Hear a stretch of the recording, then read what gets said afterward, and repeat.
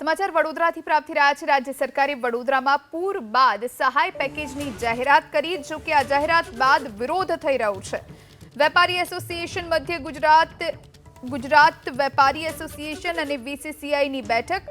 સરકારના સહાય પેકેજ બાદ ઉદ્યોગપતિઓ વેપારીઓ એકજૂથ થયા। વેપારીઓ ઉદ્યોગકારોને કરોડોનું નુકસાન થયાની રજૂઆત થઈ। સરકાર ફરીથી વિચાર કરી વેપાર ધંધા ઉદ્યોગ માટે આર્થિક સહાયની જાહેરાત કરે તેવી રજૂઆત કરવામાં આવી।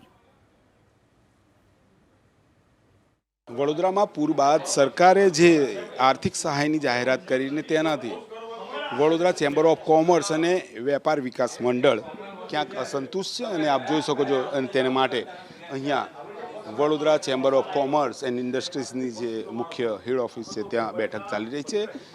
જોઈ શકો છો કે વીસીસીઆઈના પ્રેસિડેન્ટ સાથે જે વડોદરા વેપાર વિકાસ મંડળના પ્રમુખ સહિત તમામ લોકો અહીંયા ઉપસ્થિત છે અને ચર્ચા કરી રહ્યા છે કે જે સરકારે જાહેરાત કરી છે તે તેમને મંજૂર નથી।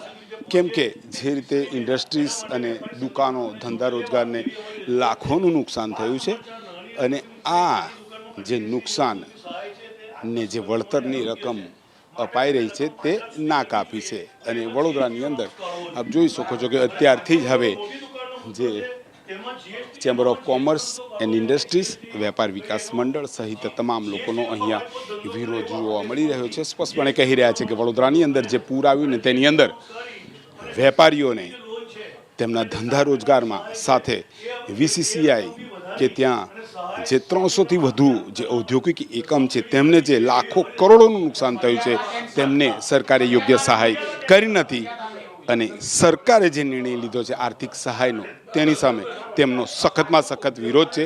સરકાર ફરીને એકવાર વિચારે અને યોગ્ય વળતરની જાહેરાત કરે તેવી અહીંયા માંગ ઉઠી છે। કેમેરામેન પરેશ ધોળકા સાથે લોરેન્સ પરમાર, એબીપી અસ્મિતા, વડોદરા। અમને ઇન્ફ્રાસ્ટ્રક્ચરનું પેકેજ આપો। અમે અમારે ત્યાં જે નાના ઉદ્યોગકારોને તકલીફ પડી છે, જે લોકોને તકલીફ પડી છે એની સરકારે ખરેખર જાહેરાત કરવી જ જોઈએ। પણ પેકેજ ઉદ્યોગકાર તરીકે માગીશું તો સરકારને પણ એમ લાગશે કે ઉદ્યોગકાર પેકેજ માગે છે, એની કરતાં અમારી લાગણી એવી છે કે અમને જેટલું નુકસાન થયું છે એ નુકસાનમાંથી ઝડપથી બહાર કાઢી આપો, સારું ઇન્ફ્રાસ્ટ્રક્ચર કરી આપો। અમે આપમેળે અમે આ બધું કરી શકીશું। જે રીતના મુદ્દાઓ મૂકેલા છે અને અમે માનનીય ગૃહમંત્રી શ્રી પાસે જે અમારી ડિમાન્ડ મૂકેલી હતી કે અમને 5થી વધુ વેપારી આગેવાનોને તમારા સર્વેમાં જોડે મૂકવો, એ હજુ સુધી મુકાયું નથી। આજની માંગણી અમે લોકો સંયુક્ત રીતે એક આવેદનપત્ર સરકારને આપવા અને મુખ્યમંત્રીશ્રીની એપોઇન્ટમેન્ટ લેવા જઈ રહ્યા છે કે જેમાં તમારા સર્વેમાં અમને પૂરેપૂરા 5 કે 8 પ્રતિષ્ઠિત વેપારી આગેવાનોને તમારા સર્વેમાં જોડે રાખો અને વડોદરાના એક અસરગ્રસ્ત વેપારીને તમારી રાહત પહોંચે અને પ્રમાણિકતાપૂર્વક પહોંચે, ટ્રાન્સપરન્ટ રીતે પૂરેપૂરું વળતર મળે જોવાનું બાકી।